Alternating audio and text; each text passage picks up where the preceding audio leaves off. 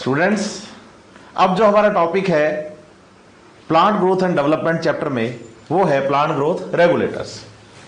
हमने कहा कि जो प्लांट का डेवलपमेंट है, डेवलपमेंट का मतलब है ग्रोथ प्लस डिफरेंशिएशन। और प्लांट जब पूरा डेवलप होता है, मतलब सीड से लेकर अपनी मैच्योरिटी तक जाता है, जर्मिनेशन किया उसने, ग्रोथ की, डिवीजन किया, डिफरेंशिएशन किया, तो इस पूरे प्रोसेस को हमने नाम दिया डेवलपमेंट।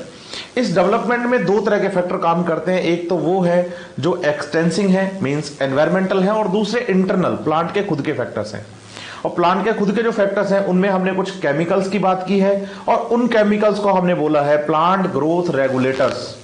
नाम से ही क्लियर है कि ये प्लांट की ग्रोथ को रेगुलेट करने का काम करते हैं। रेगुलेटर का मतलब हो गया है कि ये प्रमोटर भी हैं और इनहिबिटर भी हैं। मतलब कुछ केमिकल्स ऐसे हैं जो ग्रोथ को प्रमोट करेंगे और कुछ ऐसे हैं जो ग्रोथ को इनहिबिट करेंगे। क्योंकि रेगुलेटर का मतलब जैसे गैस के ऊपर रेगुलेटर होता है, तो रेगुलेटर का मतलब ही ये है कि ऑन भी करेगा, ऑफ भी करेगा।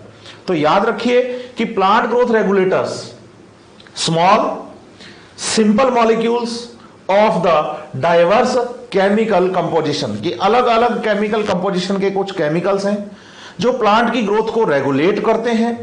और इनको हमने दो ग्रुप्स में डिवाइड कर रखा है। पहले हैं ग्रोथ प्रमोटर और दूसरे हैं growth inhibitor. The PGRs can be broadly divided into two groups based on their functions in living plant body. तो प्रमोटर है और दूसरे इनहिबिटर्स हैं। जी बिल्कुल। देखिए बच्चों, पीजीआर्स प्लांट ग्रोथ रेगुलेटर्स की जैसे सर ने बताई अभी दो कैटेगरी, प्लांट ग्रोथ प्रमोटर्स और ग्रोथ इनहिबिटर्स। नाम से ही क्लियर है बच्चों कि प्रमोटर मतलब ग्रोथ को प्रमोट करेगा। देखिए उसमें कौन कौन से हमारे आते हैं, इंडोल कंपाउंड्स आते हैं, जैसे कि इंडोल एसिटिक एसिड या आईबीए इंडोल ब्यूटाइरिक एसिड, या हम कहें कि इससे जो डिराइव्ड केमिकल जो बनेगा वो होगा ऑक्सिन। तो अपन कहें भाई ऑक्सिन जो है वो एक ग्रोथ प्रमोटर हो गया। दूसरा टर्पीन्स डेरिवेटिव, जैसे कि हमारा जिब्रेलिक एसिड जिसे GA3, ये कॉमन जिब्रेलिक एसिड है, जिब्रेलिन है। और तीसरे की बात करें जैसे एडिनिन डेरिवेटिव, कुछ एडिनिन डेरिवेटिव्स होते हैं जैसे कि N6 परफ्यूरिल अमाइनोप्यूरिन जिसे काइनेटिन कहते हैं, या हम कहेंगे भाई इसको अपन पढ़ेंगे कि साइटोकाइनिन आगे जाकर के। तो हमारे ऑक्सिन, जिब्रेलिन, साइटोकाइनिन ये ऐसे केमिकल्स हो गए जो ग्रोथ प्रमोटर की कैटेगरी में आते हैं। ये ग्रोथ को प्रमोट करेंगे। प्रमोट का मतलब कि प्लांट जो ग्रो कर रहा है उसका साइज बढ़ाएंगे, लीव्स के नंबर्स बढ़ाएंगे, बड का फॉर्मेशन करवाएंगे, उनके सीड को जर्मिनेट करवाएंगे। ये सारे जो फंक्शंस है जो प्लांट के लिए ग्रोथ में हेल्प करने वाले हैं, उसकी ग्रोथ करने वाले हैं, उसका साइज बढ़ाने वाले हैं, वो सारे के सारे केमिकल्स हम ग्रोथ प्रमोटर्स की कैटेगरी में पढ़ने वाले हैं। बिल्कुल। ग्रोथ प्रमोटर का मतलब हो गया ग्रोथ को प्रमोट कर रहा है। अब प्रमोटर के लिए जैसे डिवीजन हो गया कि सेल डिवाइड करेंगी, मेरिस्टेम टिश्यू डिवाइड करेगा तो ग्रोथ होगी। सेल डिवीजन है, सीड का जर्मिनेशन है, न्यू लीव्स का फॉर्मेशन है, लेटरल ब्रांचेस का फॉर्मेशन है, प्लांट की लेंथ में ग्रोथ करवाना है, या प्लांट का जो डायमीटर है स्टेम का उसको इंक्रीज करवाना है, या प्लांट का एक पैटर्न फॉर्मेशन है। भी एक डाइकोट लीफ है मान लीजिए, तो डाइकोट लीफ में वेनेशन कैसा मिलेगा, रेटिकुलेट, और मोनोकोट में कैसा मिलेगा, जनरल बात कर रहे हैं तो मोनोकोट में कैसा मिलेगा, पैरेलल, है ना। तो ये सेट करते हैं कि भी ऐसा प्लांट है तो ऐसे कैरेक्टर होने चाहिए। तो सेट करने वाले जो हैं वो प्रमोटर्स हो गए कि ये ग्रोथ को प्रमोट करते हैं। लेकिन साथ ही साथ आप देखिए दूसरा एक ग्रुप है जो ग्रोथ इनहिबिटर का है। ग्रोथ इनहिबिटर में आते हैं कैरोटीनॉइड्स के डेरिवेटिव्स। अब कैरोटीनॉइड्स के डेरिवेटिव्स कौन है, एब्सिसिक एसिड। इन शॉर्ट इसे हम ABA के नाम से भी जानते हैं। एब्सिसिक एसिड एक ग्रोथ इनहिबिटर है। तो एक तो प्रमोटर हुए 3, इनहिबिटर हुआ 1, टोटल हुए 4 हार्मोन। एक एक्स्ट्रा हार्मोन पांचवा और याद रखना है, नाम है इथाइलिन। और याद रखिए ये एक गैसेस पीजीआर है। देखो अगर पीजीआर की बात आए हमारे सिलेबस में तो 5 है, लेकिन गैसेस पीजीआर की बात आए तो 1 है। कौन है, इथाइलिन है। इथाइलिन ग्रोथ प्रमोटर और इनहिबिटर दोनों के काम करता है कि ये ग्रोथ को प्रमोट भी करता है और ग्रोथ को इनहिबिट भी करता है। लेकिन अगर ये पूछ लिया जाए कि भी मैक्सिमम वर्क कौन सा करता है, ज्यादा काम कौन सा करता है, तो हम कहते हैं ये ज्यादा ग्रोथ इनहिबिटर वाले काम करता है। जैसे कि प्रमोटर डिवीजन को प्रमोट करते हैं, डिवीजन को रोकता है। ये नई लीव्स को बनवाते हैं, ये लीव्स को बनने नहीं देता, या जो लीव बन चुकी है उनको गिराता है। अब इन्होंने डिवीजन प्रमोट किया, इन्होंने सीड का जर्मिनेशन करवाया, ये सीड का जर्मिनेशन नहीं होने देगा। मतलब जो काम प्रमोटर कर रहे हैं उनका उल्टा कौन चल रहा है, इनहिबिटर। साथ ही साथ आप याद रखिए, आपको जैसे आपने इंडोल कंपाउंड्स पढ़े, indole acetic acid, indole butyric acid, ये एसिड है। आपने टर्पीन्स की बात की, जिब्रेलिक एसिड है। आपने एब्सिसिक एसिड की बात की, तो ये भी एसिड है। तो याद रखिएगा कल को अगर क्वेश्चन आ जाए कि भाई एसिडिक प्रमोटर कौन, तो हम बताएंगे कि ऑक्सिन और जिब्रेलिन, क्योंकि साइटोकाइनिन एसिडिक नेचर नहीं रखते, ये नेचर एसिडिक है, इनका नाम से क्लियर एसिड है। लेकिन एब्सिसिक एसिड इनहिबिटर होगा, तो अगर एसिडिक इनहिबिटर पूछा जाए तो फिर एब्सिसिक एसिड है। तो केमिकल कंपोजिशन आपको पता होना चाहिए ग्रोथ रेगुलेटर्स का, प्लांट ग्रोथ रेगुलेटर पीजीआरस का। इसी सीक्वेंस में आगे चलते हैं बच्चे। अब हमारा टॉपिक है the discovery of the plant growth regulators. जब आप एनसीईआरटी से पढ़ते हैं प्लांट ग्रोथ रेगुलेटर्स की डिस्कवरी के बारे में, तो ये बात याद रखिए कि एनसीईआरटी आपको ये लिख के दे रही है कि भाई इनकी डिस्कवरी एक कोइंसिडेंस है, एक्सीडेंटली ये डिस्कवर हो गए। मतलब साइंटिस्ट अपनी लेबोरेटरी में या कहीं करने कुछ और जा रहा था, उसको उसका बेस कुछ और था पढ़ने का कि भाई जो एक्सपेरिमेंट कर रहा हूं मैं किसी और चीज के लिए कर रहा हूं, लेकिन बीच में डिस्कवरी साथ में किनकी हो गई है जी, इन प्लांट ग्रोथ रेगुलेटर्स की हो गई। तो ये एक्सीडेंटल बोला गया है या इनको कोइंसिडेंस बोला गया जब आप एनसीईआरटी पढ़ेंगे, जब आप मॉड्यूल पढ़ेंगे तो। जी बिल्कुल। तो बच्चों देखते हैं डिस्कवरी के अंदर सबसे पहले अपन बात करेंगे अपने ग्रोथ प्रमोटर्स में ऑक्सिन की, कि इसकी डिस्कवरी कैसे हुई। तो सबसे पहले चार्ल्स डार्विन सर और उनके सन फ्रांसिस डार्विन ये क्या कर रहे थे बच्चों, इन्होंने ऑब्जर्व किया कोलियोप्टाइल को। कोलियोप्टाइल मतलब कि जब सीड जर्मिनेट किया और नया प्लांट, जस्ट अभी छोटा सा प्लांट सीडलिंग से निकला ही है, उसको कोलियोप्टाइल कौन से प्लांट का, कैनरी ग्रास का। उन्होंने क्या ऑब्जर्व किया कि अगर इसको यूनिलैटरल इल्यूमिनेशन दी जाए, मींस केवल एक ही डायरेक्शन से लाइट दी जाए, तो ये क्या करता है, लाइट की डायरेक्शन में बेंडिंग शो करता है या मुड़ता है। तो इन्होंने ये कहा कि कैनरी ग्रास को अगर यूनिलैटरल इल्यूमिनेशन दी जाए तो वो लाइट सोर्स की टुवर्ड्स क्या हो जाता है, ग्रो करता है या बेंड हो जाता है, जिसे कहते हैं फोटोट्रोपिज्म। कि भाई एक साइड से लाइट दो, जिस साइड से लाइट दोगे उस साइड बेंडिंग शो करेगा, तो ये बेंडिंग मूवमेंट जो हुई लाइट की टुवर्ड्स वो हो गई फोटोट्रोपिज्म। तो सबसे पहले इन्होंने ये ऑब्जर्व किया कि ऐसा होता है, अगर कैनरी ग्रास को लाइट दी जाए तो वो लाइट की तरफ बेंडिंग शो करता है। बिल्कुल। तो फोटोट्रोपिज्म का मतलब हो गया ग्रोथ टुवर्ड द लाइट। जैसे जैसे हम कहते हैं कि स्टेम जो होता है भाई वो फोटोट्रॉपिक ग्रोथ करता है क्योंकि वो टुवर्ड द लाइट जाता है, बिल्कुल ग्रेविटेशन के एंटी जाता है ना। तो ऐसे आप समझिए। फिर बात हुई कि ए सीरीज ऑफ द एक्सपेरिमेंट्स की एक सीरीज हुई, उससे ये पता चला कि भाई जो प्लांट्स हैं या कोलियोप्टाइल आपने कैनरी ग्रास का कहा है कि वो फोटोट्रोपिज्म कर रहा है, तो फोटोट्रोपिज्म के लिए या लाइट की तरफ बेंडिंग के लिए प्लांट की जो ग्रोथ हो रही है, लाइट की तरफ जो मूवमेंट हो रही है, उस ग्रोथ के लिए जो केमिकल्स हैं वो प्लांट के टिप में बनते हैं और टिप से वो दूसरे पार्ट्स में ट्रांसपोर्ट हो जाते हैं, जिससे वो प्लांट ग्रोथ करता है और लाइट की तरफ क्या हो जाता है, बेंड हो जाता है। मतलब a series of the experiment it was concluded क्या, that the tip of the coleoptile was the site of tip of coleoptile, tip of the coleoptile is the site of transmittable influence that caused the bending of the entire coleoptile। कि जो chemical हैं वो tip में बनते हैं और वहां से ट्रांसमिटेबल इन्फ्लुएंस बोला है उन्होंने। ट्रांसमिटेबल मतलब टिप से वो दूसरे प्लांट पार्ट्स में ट्रांसपोर्ट होते हैं और फिर प्लांट की बेंडिंग के लिए रिस्पॉन्सिबल है। जी बिल्कुल। और ये जो रिस्पॉन्सिबल केमिकल है, इस केमिकल का नाम ऑक्सिन और साथ में इस ऑक्सिन की डिस्कवरी FW वेंट के नाम है। कि भाई auxin was isolated by FW Went from the tip of coleoptiles of the oat seedling. तो ये केमिकल ऑक्सिन है, उसको आइसोलेट किया, उसके बारे में स्टडी करवाई, तो उनका जो हम क्रेडिट दे रहे हैं वो किनको दे रहे हैं, FW वेंट को। जी बिल्कुल बच्चों, FW वेंट सर ने ओट सीडलिंग से इसको अलग कर लिया था। देखिए बच्चों, ये जो एक्सपेरिमेंट किया इसका एक फिगर है अपनी एनसीईआरटी में, उसको समझते हैं कि ये हमारे पास एक कोलियोप्टाइल है। इस कोलियोप्टाइल को जब आप ये एरो जो लाइट को इंडिकेट कर रहे हैं, एक डायरेक्शन से लाइट दे रहे हो, एक ही डायरेक्शन से लाइट दे रहे हो, मींस यूनिलैटरल इल्यूमिनेशन है, तो ये कोलियोप्टाइल लाइट की टुवर्ड्स बेंडिंग शो कर रहा है। ये किसकी वजह से हो रहा है ये पता करने के लिए इन्होंने क्या किया, इसके इस टिप पार्ट को रिमूव कर दिया। देखिए बी डायग्राम के अंदर इसका टिप पार्ट नहीं है। जब इसको यूनिलैटरल इल्यूमिनेशन दिया गया, एक ही डायरेक्शन से लाइट दी गई, तो इसने बेंडिंग शो नहीं की।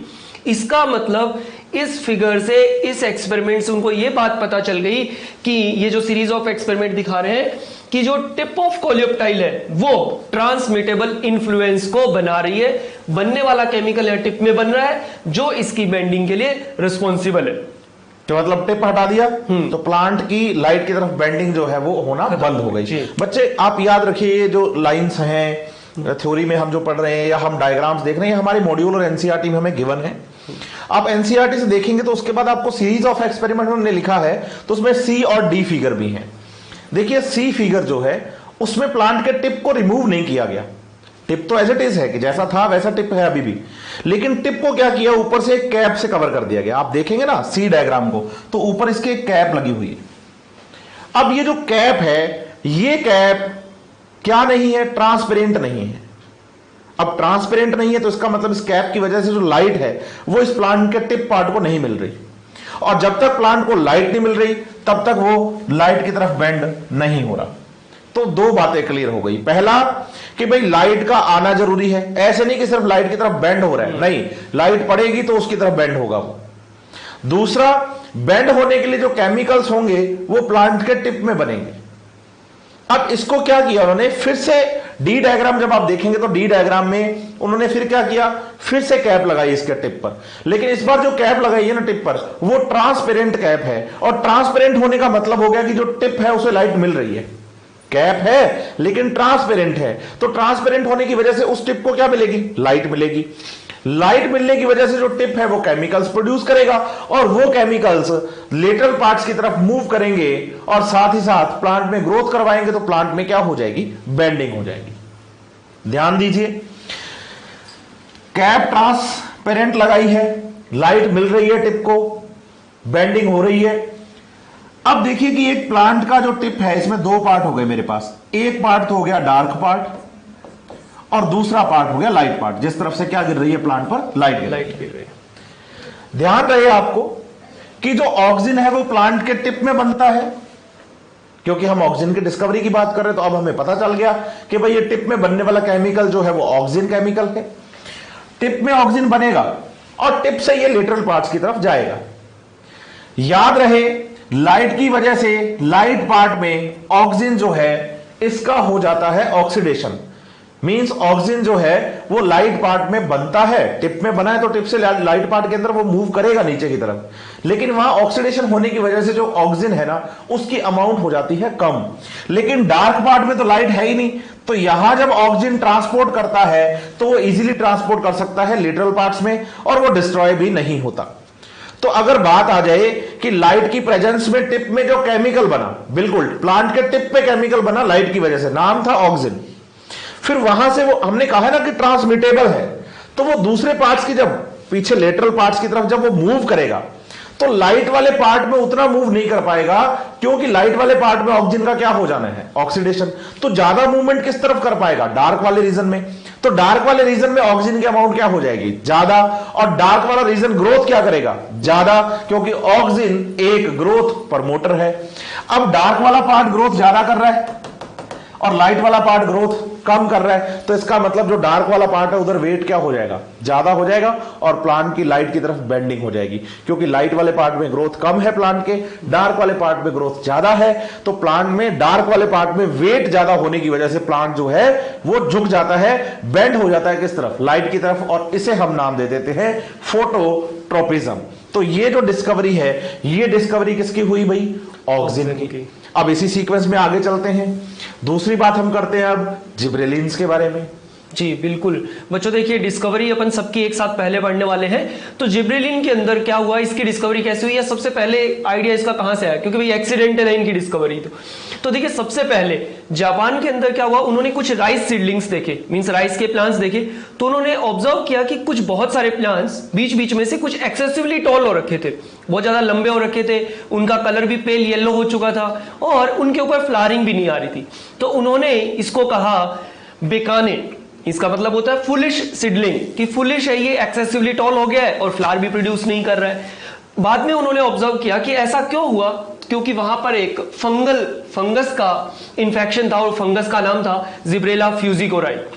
तो इसको आगे डिटेल में स्टडी करते हुए ई कुरोसावा सर ने इसको डिटेल में स्टडी किया और बताया कि ये जो फंगस है, ये फंगस इसको निकाला वहां से कि शायद इसकी वजह से ये फुलिश जो है सीडलिंग जो है ये फुलिश हो रहा है, मींस एक्सेसिवली टॉल हो रहा है, फ्लावरिंग भी नहीं कर रहा।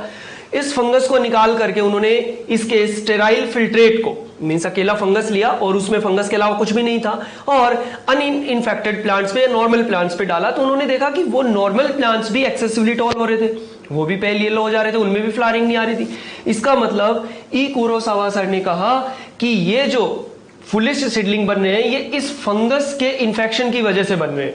तो उन्होंने इससे केमिकल जो निकाला कि active substances were later identified as gibberellic acid, कि वो जो केमिकल इससे निकाला फंगस से, उसका नाम इसी फंगस के नाम पे पड़ गया, जिब्रेला फ्यूजिकोराई के नाम पे जिब्रेलिन। तो उन्होंने कहा कि ये जिब्रेलिक एसिड है, ऐसा केमिकल है जो फंगस बना रहा है और उसकी वजह से प्लांट में ये एक्सेसिवली टॉल हो रहे हैं और इनके अंदर फ्लावरिंग नहीं आ रही। तो प्लांट जो राइस प्लांट था उसकी लीफ पर उनको पैथोजन मिला जी। जब उस फंगस का उन्होंने स्टेराइल फिल्ट्रेट लिया। स्टेराइल फिल्ट्रेट का मतलब बच्चे की जो फंगस है, अब फंगस का जो फिल्ट्रेट बाहर निकाला उन्होंने, फंगस का जो मटेरियल बाहर निकाला वो अनइन्फेक्टेड था, उसके अंदर फंगस के मटेरियल के अलावा कुछ नहीं था, सो प्योर फंगस का ही एक्सट्रैक्ट था, उसे स्टेराइल कह रहे हैं। अगर उसमें इंफेक्शन होते तो हो सकता है ना उस कंटामिनेशन का कोई ना कोई इफेक्ट आ जाता प्लांट पर, इसलिए प्योर था, वो फंगस का ही एक्सट्रैक्ट था। स्टेराइल से मतलब यहां ये है। दूसरा, लेटर ई कुरोसावा ने बता दिया कि भाई फंगस के इंफेक्शन की वजह से हो रहा है। Later this chemical was isolated in the form of gibberellic acid. जैसा सर ने बताया कि भाई जिब्रेला फ्यूजिकोराई फंगस था, इसलिए नाम दिया गया जिब्रेलिक एसिड, लेकिन वो केमिकल एसिडिक नेचर का था, इसलिए उन्होंने उस केमिकल को नाम दे दिया जिब्रेलिक एसिड। और जिब्रेलिक एसिड प्लांट्स में नेचुरली सिंथेसाइज होता है। यहां पर अक्सर बच्चों को ये डाउट रहता है कि भाई आपने कहा कि इसकी डिस्कवरी फंगस से हुई है, तो ये तो फंगस ने बनाया, तो क्या ये नॉर्मल प्लांट्स में नहीं बनता? बनता है, लेकिन नॉर्मल प्लांट्स में जिब्रेलिन उतना ही बनेगा जितना प्लांट को रिक्वायर्ड है। ये तो क्या हो गया कि जिब्रेला फ्यूजिकोराई ने प्लांट को एक्स्ट्रा दे दिया जिब्रेलिन, जिसकी वजह से उसकी ग्रोथ ज्यादा हो गई, ज्यादा लंबा हो गया वो, जितना कि उसको हाइट तक नहीं जाना था, पेल ग्रीन हो गया, उसमें फ्लास नहीं आई। तो नेचुरली जिब्रेलिन का सिंथेसिस प्लांट बॉडी में होता है, लेकिन उतना ही होता है जितना कि रिक्वायर्ड है। इसी सीक्वेंस में बढ़ते हैं आगे।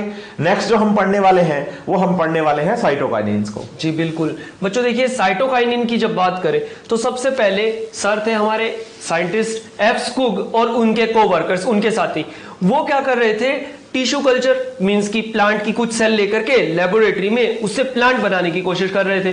तो उन्होंने देखा कि टोबैको प्लांट की कुछ सेल्स ली, जिन्हें अपन कहते हैं callus, a mass of undifferentiated cell. Undifferentiated means अभी डिवाइडिंग सेल्स है। तो उन्होंने पेट्री डिश में उन सेल्स को लिया और उनका ग्रोथ करवाने की कोशिश की। और अब तक डिस्कवरी अपन को पता है ऑक्सिन जो होता है वो ग्रोथ करवा रहा है, उन्होंने ऑक्सिन उसमें डाला कि ये ग्रोथ करेगा। तो ऑक्सिन डालने के बाद भी उन्होंने देखा कि अभी तक ये प्रोलिफरेट नहीं हुआ। ऑक्सिन जो डाल दिया लेकिन प्रोलिफरेट नहीं हुआ, मींस इसमें शूट और रूट नहीं बने। कब तक नहीं बने? जब तक उन्होंने उसके अंदर वेस्कुलर टिश्यू का एक्सट्रैक्ट या ईस्ट सेल से एक्सट्रैक्ट या फिर कोकोनट मिल्क या डीएनए नहीं डाला।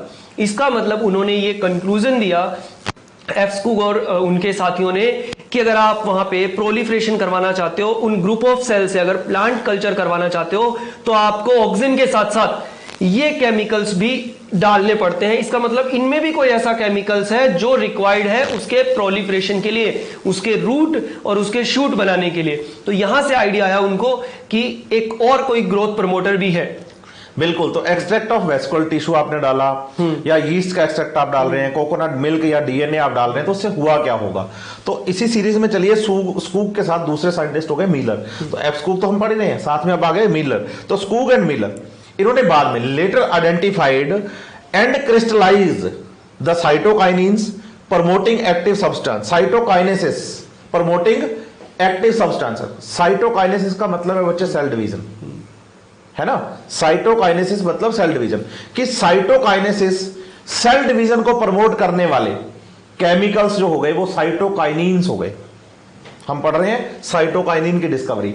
तो जो केमिकल साइटोकाइनेसिस को प्रमोट करते हैं, सेल डिवीजन को प्रमोट करते हैं, वो हो गए साइटोकाइनिन्स। अब उन्होंने कहा कि क्रिस्टलाइज किया, आइडेंटिफाई किया cytokinesis promoting active substance that they termed as kinetin. अब उस केमिकल को उन्होंने नाम काइनेटिन दिया था।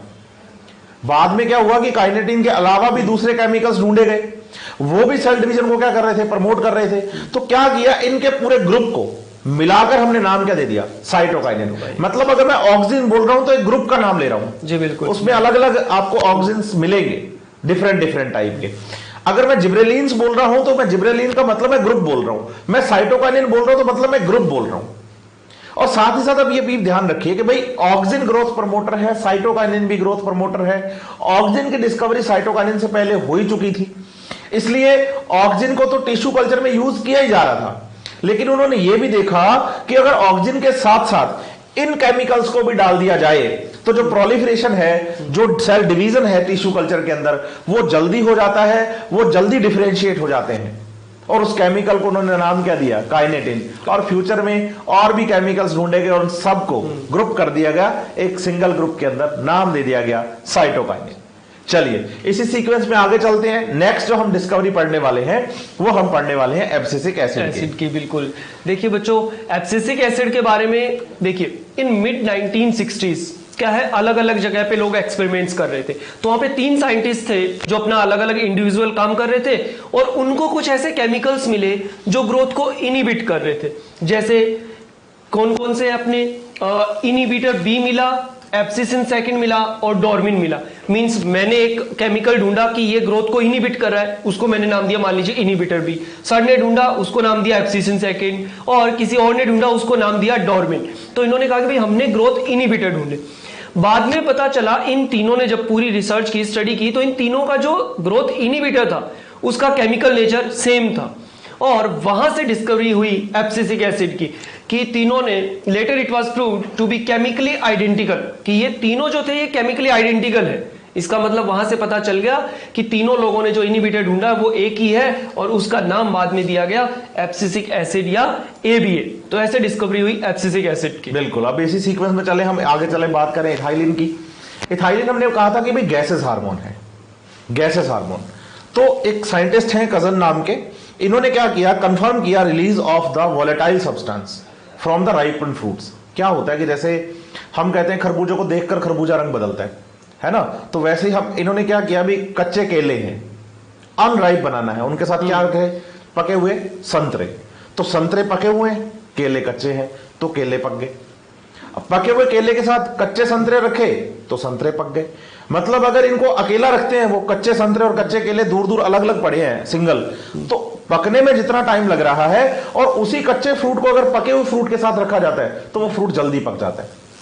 तो इसका मतलब उन्होंने ये कहा कि जब मैं एक पके हुए फ्रूट के साथ, एक राइपन फ्रूट के साथ एक अनराइपन फ्रूट को रखता हूं, तो अनराइपन फ्रूट भी थोड़ी देर में, थोड़े टाइम बाद क्या हो जाता है, राइप हो जाता है। तो उन्होंने कंक्लूड किया कि वो जो राइप फ्रूट है वहां से कोई गैसेस सब्सटेंस निकलता है जो अनराइप फ्रूट्स के भी राइपन को प्रमोट करता है।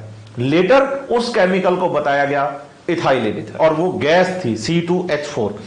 तो cousin confirm the release of the volatile substance from ripen orange that has stand the ripening of stored or unripe bananas। तो अनराइप बनाना को उन्होंने क्या कर दिया, राइप करवा दिया। किसके साथ रख के, पके हुए संतरे के साथ। Later this volatile substance was identical as ethylene, means gases PGR। तो आज के बाद हम कभी ये ना बोलें कि भाई खरबूजे को देख के खरबूजा रंग बदलता है, आज के बाद बोलेंगे खरबूजे को सूंघ कर खरबूजा रंग बदलता है, क्योंकि गैसेस PGR है। कौन है, इथाइलिन। तो ये हुई बच्चे इनकी डिस्कवरी, जो हमारे NCERT में पूरा अलग से एक टॉपिक मिलेगा आपको। पहले PGRs के कैरेक्टर्स मिलेंगे, केमिकल नेचर मिलेगा, और उसके बाद डिस्कवरीज हैं। तो डिस्कवरीज हमने पढ़ी है ऑक्सिन की, जिब्रेलिन की, साइटोकाइनिन की, एब्सिसिक एसिड एंड इथाइलिन की।